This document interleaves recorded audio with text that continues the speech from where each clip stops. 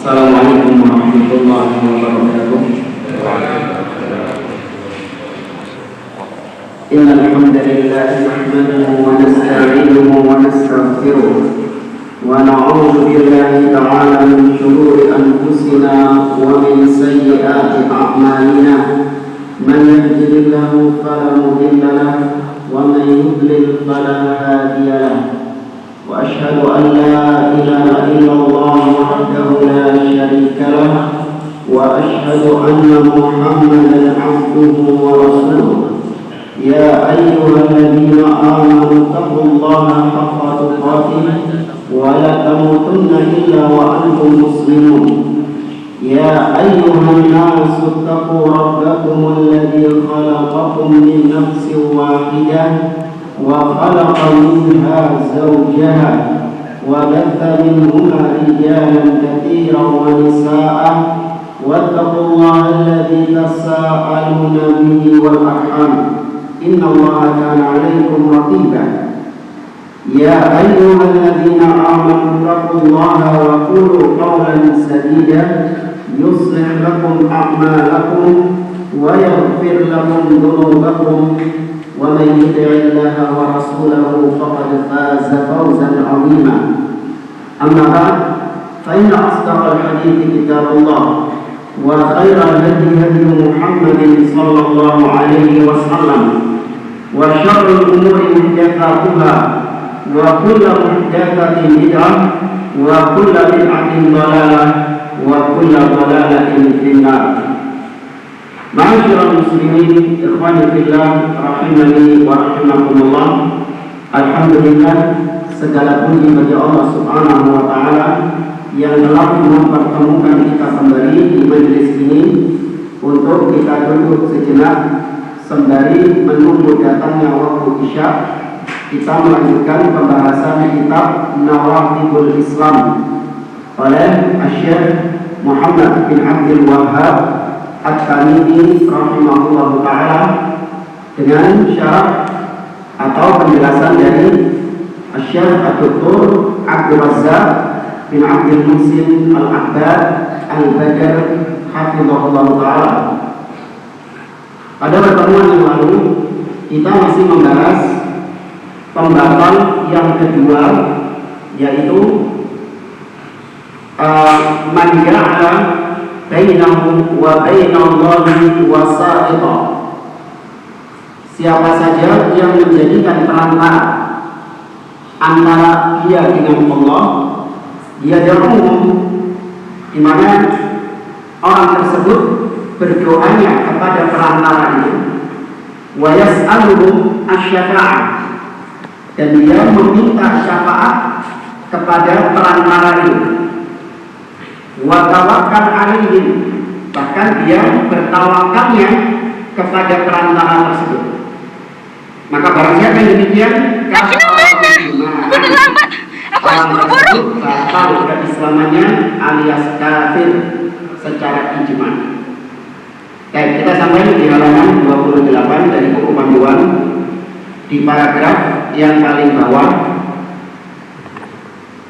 Kata beliau, qauluhu, tadi Syekh atau penulis yaitu Syekh Muhammad bin Abdul Wahhab mengatakan wa yas'aluhum asy-syafa'ah, dia meminta kepada perantara tersebut syafaat, ya, dia meminta syafaat kepada perantara itu. Asy-syafa'atu mulkun lillah, syafaat itu adalah milik Allah Subhanahu wa taala. Qala subhanahu, Allah berfirman dalam surat Az-Zumar ayat 44, qul lillahi syafa'atu jami'an, katakanlah milik Allah lah syafaat semuanya. Lahu mulkus samawati wal ardh, milik Allah lah segala yang di langit dan yang di bumi. Tsumma ilaihi turja'un, kemudian kepadanya lah kalian dikembalikan. Dan dalam ayat ini jelas dikatakan bahwa syafaat itu milik Allah. Ya, kemarin sudah kita sampaikan syafaat pengertiannya apa? Tolong perantara. Nah, menjadi perantara untuk orang lain agar orang lain mendapatkan kebaikan atau orang lain terhindar dari keburukan. Kita contohkan kemarin kalau masalah duniawi seperti apa? Kerja. Ya, kerja. Ya, seperti orang yang mencarikan kerja buat temannya. Maka syafaat di akhirat itu milik Allah Subhanahu wa taala. Tidak ada yang bisa menolong seseorang dari neraka. Tidak ada yang bisa memberikan syafaat untuk menjadikan seseorang masuk ke dalam surga kecuali Allah Subhanahu wa taala. Adapun para nabi, ya para malaikat, ya mereka itu hanya sebatas memberi syafaat, namun tetap harus dengan izin Allah dan ridho dari Allah Subhanahu wa taala. Ini sudah berlalu di penjelasan kemarin. Kemudian kata Syekh Abdul Razak, "Wa man arada syafa'ata falyatlubha bi tauhidillah la bi ittikhadil andad." Maka barang siapa yang mengharapkan syafaat, menginginkan syafaat, hendaklah dia meminta syafaat tersebut dengan cara mentauhidkan Allah, bukan dengan cara menjadikan sekutu-sekutu bagi Allah, yaitu menjadikan perantara-perantara. Kalau mau syafaat, ya mintanya kepada Allah, ya bertauhid kepada Allah, karena syafaat itu punyanya Allah. Kemarin kita ibaratkan kalau kita mau nunut, ya minta tumpangan, maka kita mintanya ke siapa? Ke supirnya atau yang punya mobil? Yang punya mobil dong. Meskipun yang membawa mobilnya siapa? Sopir. Ya, tapi kita mintanya kepada yang punya mobil. Nah, syafaat milik Allah. Nabi SAW tidak bisa memberi syafaat. Artinya tidak bisa merdeka memberikan syafaat kepada siapapun yang beliau inginkan. Kalau kita jelaskan, seandainya Nabi itu merdeka bisa memberikan syafaat kepada siapapun yang beliau inginkan, maka orang yang beliau berikan syafaat siapa? Abu Thalib pamannya. Namun tetap Allah mengatakan, innaka la tahdi man ahbabta walakinallaha yahdi man yasha. Kau tidak bisa memberikan hidayah kepada siapapun yang kau cintai, tapi Allah yang memberikan hidayah kepada siapapun yang Allah kehendaki. Walihada jaa fil hadithi an Abi Hurairah radhiyallahu anhu annahu qala qila ya Rasulullah. Oleh karenanya datang dalam hadis dari Abu Hurairah radhiyallahu taala anhu bahwasanya beliau menceritakan pernah ada seseorang yang berkata kepada Rasul. Orang ini mengatakan, ya Rasulullah, wahai Rasulullah, man as'adun nasi bi syafa'atika yaumal qiyamah. Wahai Rasulullah, siapa sih orang yang paling berbahagia dengan syafaatmu pada hari kiamat kelak? Qala Rasulullah sallallahu alaihi wasallam, maka Nabi pun mengatakan, laqad dhanantu ya Abu Hurairah. Ya, yang dimaksud yang bertanya ini Abu Hurairah sendiri. Kata Nabi, laqad dhanantu ya Abu Hurairah alla yas'alani an hadzal hadithi ahadun awwalu minka. Wahai Abu Hurairah, sungguh aku telah menduga tidak ada seorang pun yang bertanya tentang hal ini sebelum engkau. Ya, tidak ada seorang pun yang bertanya tentang masalah ini sebelum engkau. Kenapa? Lima ra'aitu min hirsika 'alal hadis. Karena aku melihat semangatmu dalam hadis, yaitu dalam mencari ilmu, dalam mencari hadis Nabi Shallallahu Alaihi Wasallam. Nah, ini mendapatkan pujian dari Nabi Shallallahu Alaihi Wasallam, menunjukkan Abu Hurairah itu orang yang semangat untuk meriwayatkan hadis, mengambil hadis dari Nabi Shallallahu Alaihi Wasallam. Makanya nggak heran beliau Abu Hurairah orang yang paling banyak periwayatan hadisnya. Ya, beliau orang yang paling banyak meriwayatkan hadis. Kemudian Nabi menjawab pertanyaan tadi. As'adun nasi bi syafa'ati yaumal qiyamah. Orang yang paling berbahagia, manusia yang paling berbahagia dengan syafaatku pada hari kiamat, man qala la ilaha illallah khalisan min qalbihi aw nafsihi, yaitu barang siapa yang berucap la ilaha illallah, tidak ada sesembahan yang hak kecuali Allah, khalisan, yang ikhlas. Apa artinya ikhlas? Murni. Yang murni dari dalam hatinya atau dari dirinya. Maka nggak cukup cuma sekedar ucapan di bibir la ilaha illallah, harus ada di dalam diri kita kemurnian tauhid, yaitu dengan kita beribadah, bertawakal, hati kita hanya bergantung kepada Allah, hati kita tidak meminta, memohon, tidak bergantung kepada selain Allah Subhanahu wa ta'ala. Ini kalau orang ini untuk mendapatkan syafaat dari Nabi Shallallahu Alaihi Wasallam, maka hendaklah syarat paling utama at-tauhid. Kemudian wa fil haditsil akhar, di dalam hadis yang lain, an Abi Hurairah radhiyallahu anhu qala, dari Abu Hurairah radhiyallahu anhu, beliau mengatakan qala Rasulullah sallallahu alaihi wasallam, Rasulullah sallallahu alaihi wasallam bersabda, li kulli nabiyyin da'watun mustajabatun, setiap nabi itu punya doa yang mustajab, yang diijabahi. Fata'ajjala kullu nabiyyin da'watahu, dan atau maka setiap nabi menyegerakan doanya itu. Ya, setiap nabi menyegerakan doanya. Artinya doanya itu wis dicukup. Dan setiap nabi punya satu doa yang mustajab. Nah, semua nabi itu tadi sudah menggunakan haknya, yaitu mereka langsung berdoa kepada Allah Subhanahu wa ta'ala dengan doa masing-masing. Namun beda dengan Rasul sallallahu alaihi wasallam. Wa inni ikhtabatu da'wati, namun aku tidak langsung menggunakan doaku, alias aku tunda doaku itu.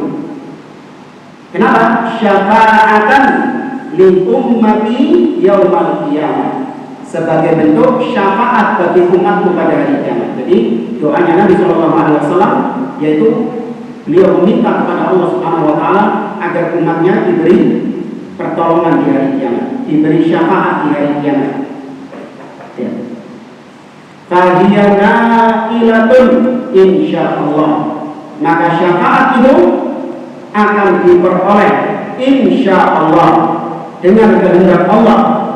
Man mata min ummati, bagi siapa saja yang mati dari umatku, la yusyriku billahi syai'an, dalam keadaan tidak berbuat syirik kepada Allah dengan sesuatu apapun. Ini mendukung hadis tadi, yaitu orang yang ingin mendapatkan syafaat dari Nabi Shallallahu Alaihi Wasallam, maka hendaklah dia selalu bertauhid kepada Allah. Ya, dia tidak berbuat syirik kepada Allah. Maka pelaku kesyirikan itu tidak akan mendapatkan syafaat, karena syarat syafaat tidak boleh ada kesyirikan di dalam dirinya. Nah, bagaimana mungkin ada orang yang memohon syafaat dengan cara berbuat syirik? Gimana? Mintanya kepada kuburan-kuburan keramat, minta kepada wali-wali yang telah mati. Padahal itu syafaat milik siapa tadi? Allah. Milik Allah, bukan milik, bahkan Nabi saja tidak memiliki syafaat. Maka bagaimana bisa orang mengharapkan syafaat dengan cara berbuat kesyirikan? Kemudian kata beliau, wa amma ittikhadul wusata, adapun menjadikan perantara-perantara lewatan wasyafaat jami'an. Oh ya.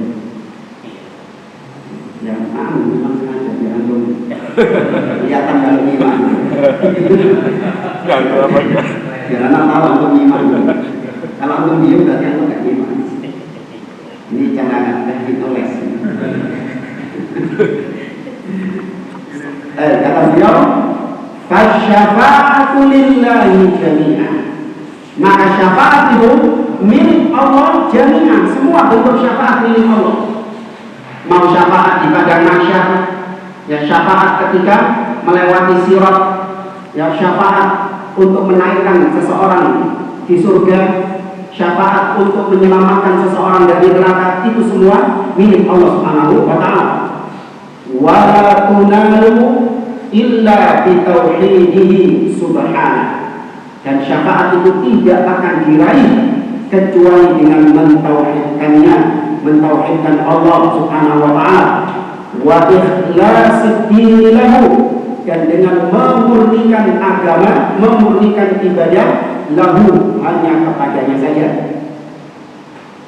Wa amma tikhadul wusaqa, adapun menjadikan perantara tahta musamma asy-syafa'ah, dengan atas nama syafaat, itu syirik sebenarnya. Cuman ya iblis ini suka, yang sering kita sampaikan, suka memanipulasi nama. Syirik tapi diberi nama mencari syafaat, meminta syafaat. Syafaat itu ada, itu siapa yang mengingkari syafaat? Syafaat memang betul ada. Orang-orang soleh memberi syafaat, para nabi memberi syafaat, ya para malaikat memberi syafaat.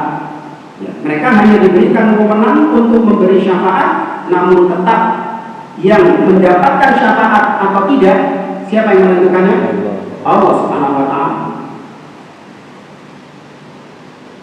Bahkan kemarin kita sampaikan, seandainya semua malaikat, semua nabi, semua orang-orang soleh bersatu padu untuk memberikan syafaat kepada Fir'aun agar Fir'aun bisa keluar dari neraka, bisa nggak? Tidak bisa. Kenapa nggak bisa? Kan sepakat semua itu. Karena Allah tidak ridho. Karena nggak diridhoi sama Allah Subhanahu wa taala. Meskipun mereka diizinkan untuk bagi-bagi syafaat, namun Allah tidak ridho kepada pelaku kesyirikan. Apalagi ini tauhid, gembongnya kesyirikan, Fir'aun. Fahadha nau'un minasyirk. Maka ini termasuk jenis kesyirikan. Meminta syafaat, menjadikan perantara untuk menggapai syafaat, ya ini termasuk dari jenis kesyirikan. Wa tanjir, dan mengadakan tandingan-tandingan bagi Allah. Ya, Allah mengatakan fala taj'alu lillahi andada wa antum ta'lamun. Dan jangan kalian menjadikan tandingan-tandingan bagi Allah sedangkan kalian mengetahui. La yazidul insanu 'anillahi tabaraka wa ta'ala illa wa'da. Tidak menambah, ya tidak menambahkan kepada seseorang kedekatan kepada Allah, justru semakin menjauhkan seseorang dari Allah Subhanahu wa taala. Lihat dari mana sebagian kaum muslimin ditipu oleh syaitan. Mereka datang ke kuburan-kuburan keramat. Ya, mereka ngalap berkah di kuburan keramat, tawasul, minta syafaat kepada wali-wali yang telah mati. Mereka merasa bahwa apa yang mereka lakukan ini mendekatkan diri mereka kepada Allah. Padahal hakikatnya semakin apa? Semakin menjauhkan mereka dari Allah Azza wa Jalla. Ya, itu tadi yang berkaitan dengan syafaat.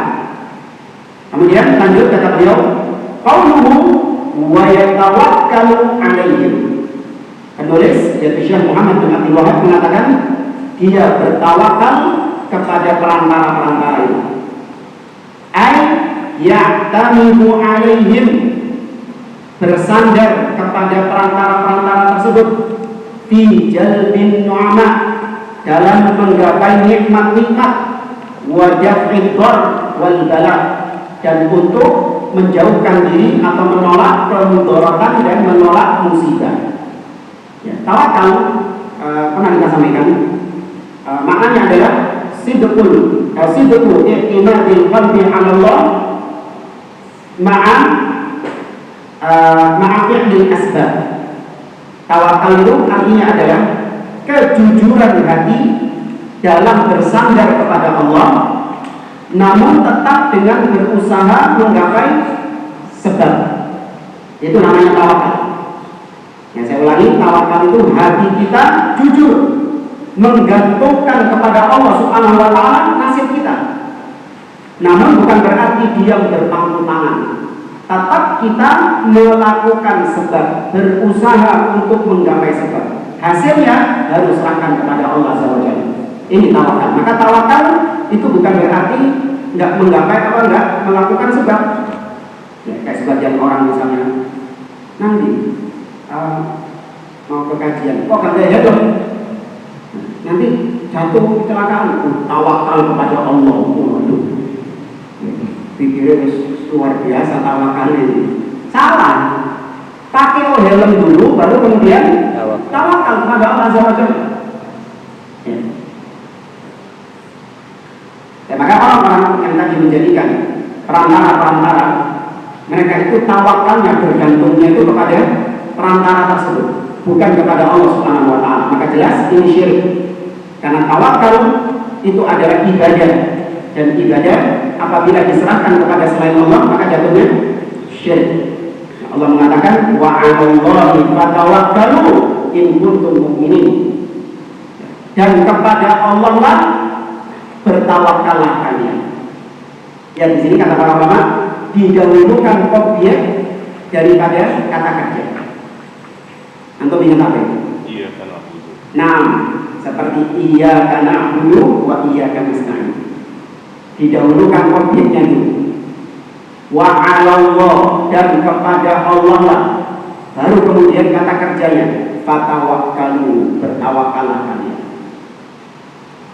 Apa faedahnya kalau didahulukan objeknya? Karena hanya Allah yang mampu memberi. Bukan, kalau dalam bahasa itu yufidu. Menafikan yang Ada istilahnya. menetapkan dan menafikan. Ya, ada istilahnya. Hanya Yufidul hasar. Itu berarti pembatasan. Ya. Kalau objeknya taruh depan berarti itu membatasi. Jadi ketika dikatakan iyyaka, kepadamu na'budu, kami menyembah, berarti di situ ada hasar, pembatasan. Kami hanya menyembah kepadamu ya Allah, berarti meniadakan, menafikan semua sesembahan yang lain. Adapun kalau objeknya ditaruh belakang, itu masih membuka peluang untuk dia beribadah, bertawakal kepada selain Allah. Kalau orang mengatakan na'buduka, kami menyembahmu ya Allah, iya kami menyembahmu, tapi tidak menutup kemungkinan kita juga menyembah kepada selain Allah. Ada masih nggak? Saya ibaratkan apa? Iyaki uhibbu dengan uhibbuki. Perhatikan, iyaki uhibbu dengan uhibbuki. Antum ngomong yang mana sama sekali? Uhibbuki.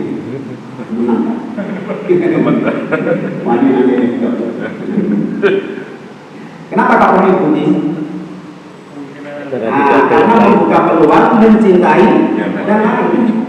Tapi kalau iyaki uhibbu, kepadamu aku mencintai, nah ini tauhid. Berarti dia mentauhidkan istrinya. Kan kalau istri itu boleh berbuat syirik. Kalau dalam masalah rumah tangga itu boleh dipersekutukan istrinya. Tapi yang benar sesuai dengan ilmu. Tapi kalau ibadah nggak boleh berbuat syirik. Nah ini untuk memahamkan saja ya. Nanti urusan itu jauh dari Allah. Ini untuk memahamkan saja.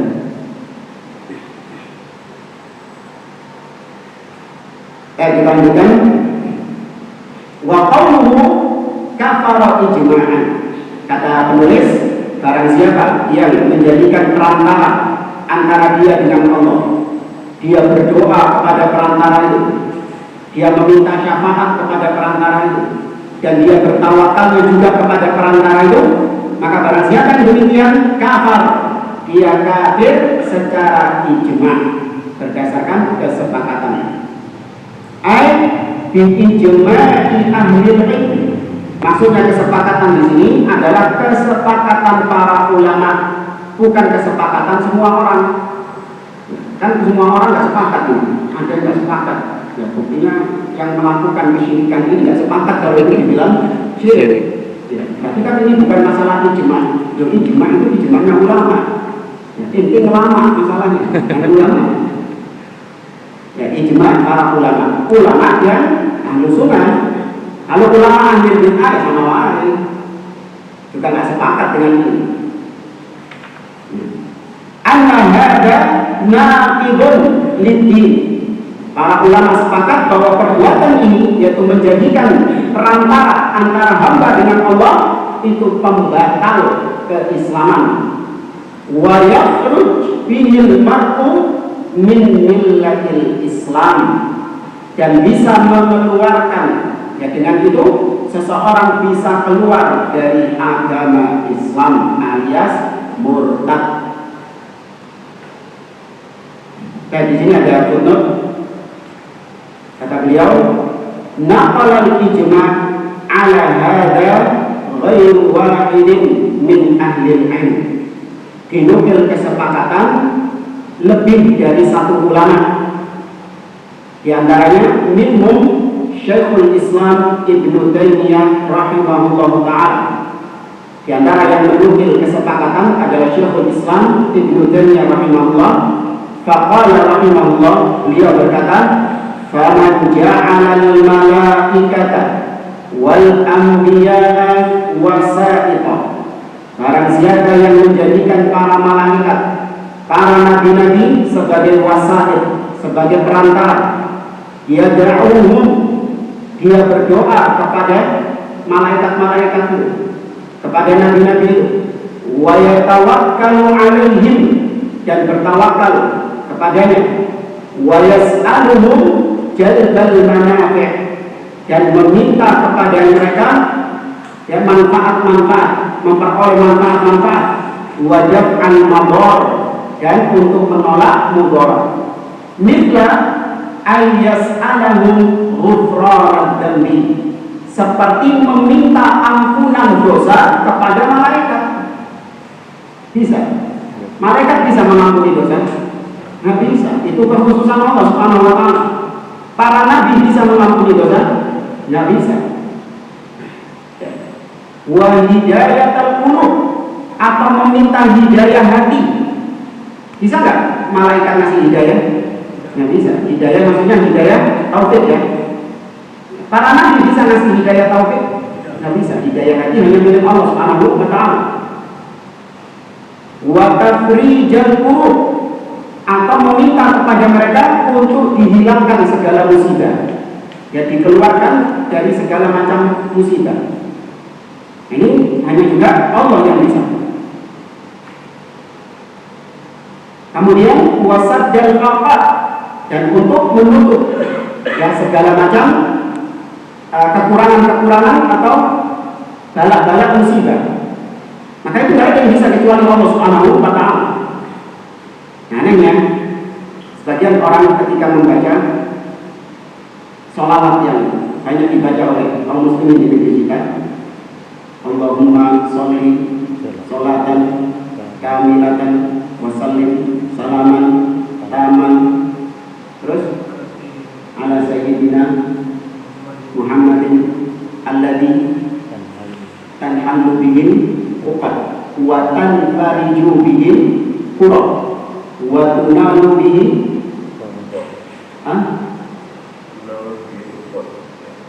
wa tunalu bihi uqad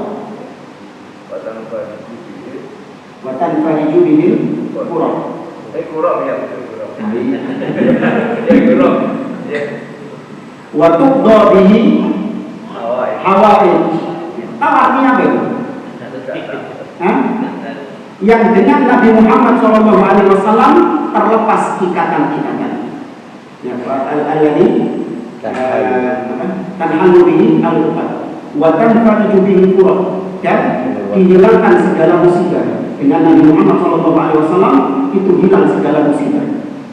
Wa tunalu bihi ar-raghaib, ya, dan dengan Nabi Muhammad SAW digapai segala keinginan, impian-impian. Wa tuqda bihi hawaij, dan segala hajat dipenuhi dengan Nabi SAW. Kalimat apa? Syirik pada Allah SWT. Itu bukan pujian kepada Nabi SAW.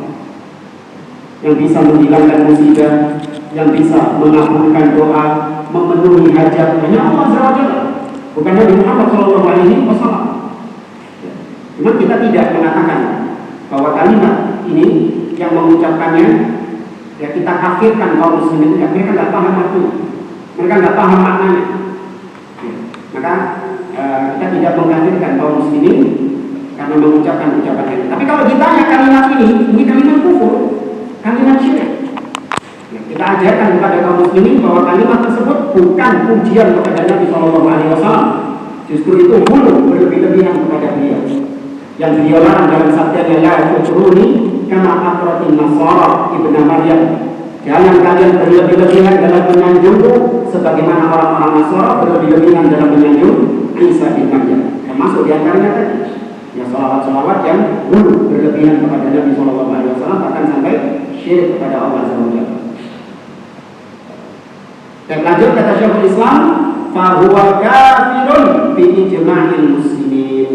Barang siapa yang demikian, maka dia kafir dengan kesepakatan kaum muslimin.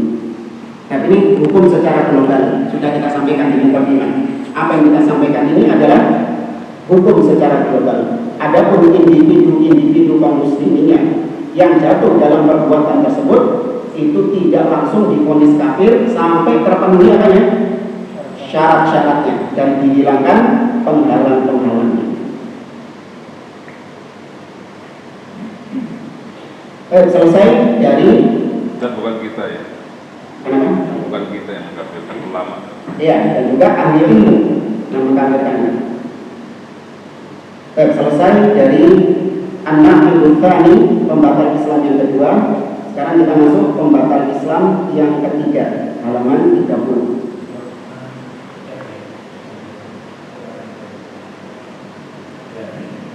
Ada yang membaca matanya. Betul. Alhamdulillah, assalamualaikum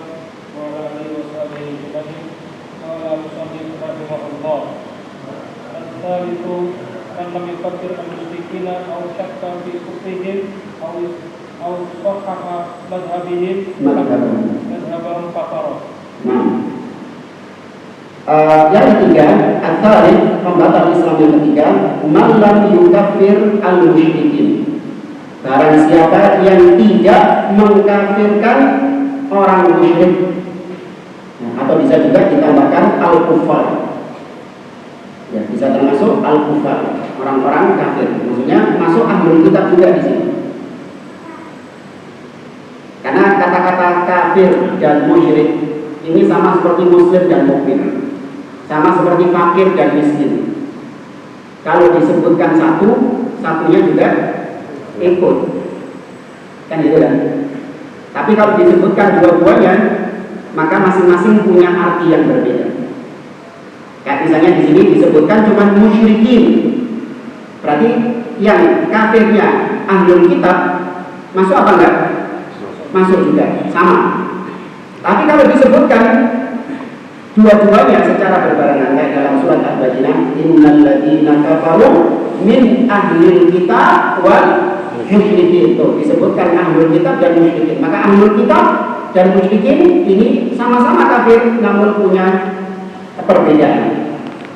Ahlul kitab adalah al-Yahud dan Nasara yang diberi kitab Taurat dan Injil. Sedangkan al-musyrikin yaitu mereka pelaku kesyirikan yang tidak diberi kitab, ya, tidak diturunkan kitab kepada mereka. Ya, karena sekali lagi di sini juga masuk al-kufar dari kalangan ahlul kitab. Barang siapa yang tidak mengkafirkan orang kafir, nah itu aja. Nah, barang siapa yang tidak mengkafirkan orang kafir, au syakka fi kufri, atau dia ragu terhadap kekufuran orang kafir, au sahhaha madhhabahum, atau membenarkan madhab mereka, maksudnya membenarkan ajaran agama mereka. Barang siapa yang seperti ini kafar, maka dia juga kafir. Ini juga hukum secara global. Karena pernah kita dapati jamaah, kaidah ini itu menjadi kaidah yang berantai di tempat kita. Jadi yang kita bahas di sini kan orang yang jelas kekafirannya. Kalau bahasa kita non muslim. Antum ada orang Nasrani misalnya. Antum vonis kafir enggak ya? Langsung vonis dia kafir, memang bukan Islam kok. Ada orang Hindu. Antum ragu enggak dengan kekafirannya? Tidak, memang kafir dia. lebih jelas daripada matahari di siang bolong. Nah, tapi ada orang Islam yang jatuh dalam kekufuran. Nah, kalau yang seperti ini kan butuh apa? Perincian. Butuh perincian. Paham bedanya? Yang dimaksud di sini orang kafir yang memang sudah bukan Islam, sudah jelas. Ya. Ada orang kafir yang dia itu dulunya Islam, kemudian dia melakukan perkara-perkara kekufuran. Maka yang seperti ini harus ditegakkan hujjah terlebih dahulu. Nggak bisa langsung dikafirkan. Yang jadi masalah ini. Dulu ya mungkin sekitar tahun 2008, 2007 saya itu divonis kafir oleh orang-orang yang terpapar virus Khawarij di daerah itu. Ya. Kenapa saya divonis kafir? Karena saya tidak mengkafirkan Presiden SBY waktu itu. Ya. Kata mereka Presiden SBY ini sudah jelas kekafirannya. Maka barang siapa yang tidak mengkafirkan Presiden SBY berarti dia kafir. Ini kaidahnya ini. Mereka membawakan ini. Malam yukafiril musyrikin aw syakka fi kufrihim. Karena SBY tidak berhukum dengan hukum Allah. Selakunya mereka ini. Maka saya pun dikafirkan. Ya, sehingga kalau saya sholat, saya jadi imam, mereka nunggu sampai selesai, baru mereka sholat sendiri. Bahkan sampai pernah berhenti kita sholat di satu masjid. Kurang ajarnya mereka. Ya, jadi kita sholat sini, mereka bikin soft sendiri di belakang. Jadi sholat-sholatan kalau satu masjid. Sampai segitunya. Baik, kemudian mereka ini banyak diprotes sama sebagian orang. Jadi kacau di masjid. Sebagian orang bilang, kenapa kau nggak mau sholat di belakangnya Umar? Umar itu kafir karena tidak mengkafirkan Presiden SBY. Terus akhirnya sebagian takmir-takmir masjid juga mengatakan, Umar itu nggak kafir, dia itu Islam.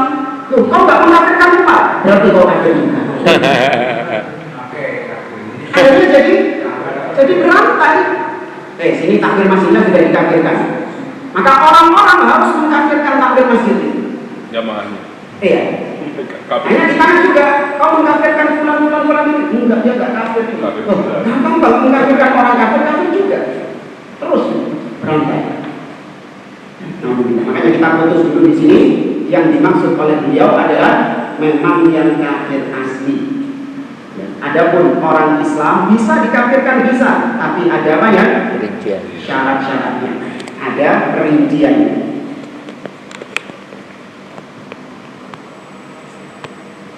Itu pakai guna kufur. Kita berdoa kafir guna kufur. Oh ya, itu pembahasan SBY tadi itu, Pak. Iya, kafir guna kufur. Kufrun guna kufur. Kekafiran yang tidak sampai mengeluarkan dari Islam. Oke, kita baca syarahnya dari beliau. Tadi penulis mengatakan qauluhu at-tsani, pembatalan yang ketiga, man lam yukaffiril musyrikin aw syakka fi kufrihim aw sahhaha madhhabahum kafar. Barang siapa yang tidak mengkafirkan orang kafir atau ragu akan kekafiran mereka, jadi ragu, ojo-ojo ahli bisa kafir. Jangan-jangan selama ini yang benar Nasrani. Bisa jadi yang benar adalah Yahudi. Ya, kita nggak boleh saling mengakhirkan. Ya, kita nggak boleh merasa paling benar. Islam agama yang paling benar, nggak boleh. Bisa jadi Islam yang salah masuk neraka. Ternyata di mata Tuhan bisa jadi Yahudi yang masuk surga. Iya. Orang Nasraninya saja yakin agama mereka yang paling benar. Selain mereka salah, sesat, masuk neraka. Yahudi juga demikian. Mereka yakin agama satu-satunya yang benar adalah Yahudi. Selain orang Yahudi masuk neraka. Ya. Kenapa kok Islam nggak boleh mengklaim seperti itu? Tahu ya namanya? Itu konsekuensi orang beragama memang kayak gitu aja. Dia meyakini agamanya yang paling benar, di luar agamanya kafir, di luar agamanya sesat. Cuma omongan kafir ini beda-beda. Kalau orang Yahudi dengan istilah Abudah zarah kalau dalam bahasa Ibrani itu ya abudah penyembah berhala di luar Yahudi itu disebut itu. Apa disebut dengan goyim, yaitu kaum yang diciptakan untuk diperbudak oleh orang Bani Israel. Mereka punya istilah-istilah sendiri. Sedangkan orang Nasrani menyebut orang di luar Nasrani dengan domba-domba yang sesat. Tuh, pedus juga. Kita punya istilah sendiri kafir, nggak masalah. Ya, jangan kemudian nggak boleh ngomong kafir. Ya, itu kasar itu. Terus apa? Non Muslim. Kenapa kalau kafir nggak boleh kasar? Bukan kasar, memang itu bahasa syar'i, bahasa Al-Quran. Jadi jangan fobi ya dengan bahasa syar'i. Allah nyebutnya kafir, ya sudah kita nyebutnya kafir. Allah mengatakan qul ya ayyuhal kafirun, masa diganti qul ya ayyuhal muslimun. Ada sebagian dai itu tak mau nyebut bid'ah. Kenapa? Karena bid'ah ini kalimat yang sensitif, bisa menyinggung orang. Terus diganti sama mereka menyelisihi tidak sesuai dengan sunnah, menyelisihi sunnah. Jangan, kalau memang itu bid'ah, pakai sudah kata-kata bid'ah. Itu bahasa syar'i. Dan itu bahasa yang dipakai oleh Nabi SAW. Sedangkan Nabi itu orang yang paling bagus akhlaknya. Jadi kalau nggak mau pakai kata bid'ah ini berarti menganggap Nabi yang ngomong bid'ah ini nggak baik dalam akhlaknya. Ya kan? Kan ada orang-orang yang Ustaz ini ngomong bid'ah kafir. Itu bahasa syar'i. Allah ngomong kafir teman. Nabi memang ngomong kafir. Nabi memang ngomong bid'ah. Padahal Nabi orang yang dipuji akhlaknya. Wa innaka la'ala khuluqin 'adzim. Kata Syekh, "Ausahaha madhhabahu," atau dia membenarkan ajaran agama Nasrani. Nauzubillah. Tadi meragukan, ya, sekarang malah membenarkan ajaran agama mereka. Maka barang siapa yang demikian kafir. Kata Syekh Abdul Razak, "Hadzal naqidul tsalits min nawaqidil Islam." Ini adalah pembatal ketiga dari pembatal-pembatal keislaman. Wa hadhihi thalathatu umurin dzakaraha al-musannif. Nah, pembatal ketiga ini ada 3 rinciannya. Ya, ada 3 rinciannya. Yaitu yang pertama, tidak mengkafirkan orang kafir. Yang kedua, ragu akan kekafiran orang kafir. Dan yang ketiga, membenarkan agamanya orang kafir. Nah, saya ulangi, jadi poin yang ketiga ini berisi 3 pembahasan. Al-amrul awal, perkara yang pertama, man lam yukaffir al-musyrikin. Barang siapa yang tidak mengkafirkan orang-orang musyrik atau kafir. Apa maksudnya? La yara kufrahum, tidak berpendapat akan kufurnya mereka. Jadi kalau kita ngomong Yahudi kafir, gak sepakat ya. Yahudi itu Islam juga, Nasrani itu kafir, gak sepakat aku. Nasrani itu juga Islam, Nasrani juga beriman. Kita semua ini sama-sama agama samawi. Ada dari ada banyak menganggap bahwa semua agama sama, semua agama mengajarkan kebaikan, cuma beda jalan. Ya, ibarat seperti misalnya kalau kita coba ini Tuhan itu ya, Tuhan itu tidak menyuruh kita untuk 5 tambah 5 sama dengan 10, enggak. Tapi Tuhan itu adalah 10 itu berapa tambah berapa? Bisa 1 tambah 9, betul? Bisa 2 tambah 8, bisa 3 tambah 7, ya, bisa 5 tambah 5, 4 tambah 6, bisa 5 tambah 5. Itu beda-beda, tapi tetap hasilnya 1. Bisa 11 kurang 1. bawa ake itu. Cari kono-kono. Kalau mau diteruskan kayak gitu. Iya, 100 kurang 90. Jadi Tuhan itu tidak masalah. Yang penting pokoknya hasilnya 10. Apa maksudnya hasil 10 itu? Yang penting berbuat kebaikan. Apapun agamanya, pokoknya kalau dia berbuat baik, maka Tuhan akan membalasnya dengan surga. Tuhan tidak memandang apakah dia itu Yahudi atau Nasrani, yang penting berbuat baik. Jadi juga mereka orang-orang liberal ini. Apa manfaatnya berbuat baik kepada sesama makhluk tapi kurang ajar sama Allah Subhanahu wa taala? Ya, tidak beribadah, tidak menyembah Allah Subhanahu wa taala. Ini rusak. Nah, orang-orang liberal demikian itu rusak pemikirannya. Sudah tadi. Dalam poin yang ketiga ini, pembatasan Islam kita ini kita lanjutkan di pertemuan yang akan datang.